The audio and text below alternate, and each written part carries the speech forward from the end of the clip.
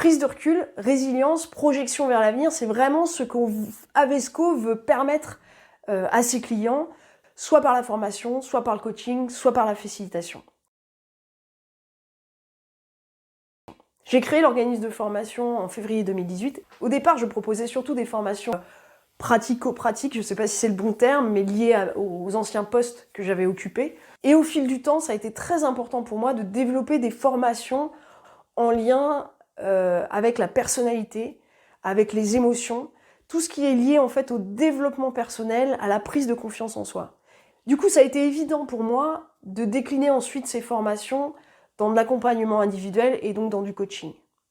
Donc bien sûr, je me suis formée pour tout ça, mais pas que. C'est-à-dire que je m'appuie aussi maintenant sur des experts dans certains domaines, d'autres formateurs, d'autres coachs, pour compléter la gamme des compétences d'Avesco.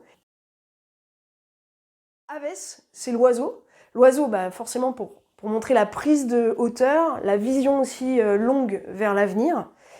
Et puis c'est aussi la résilience, parce que l'oiseau existe depuis l'âge préhistorique, et autant vous dire qu'il a fallu batailler pour qu'il survive, il a fallu qu'il s'adapte pour qu'il survive encore aujourd'hui.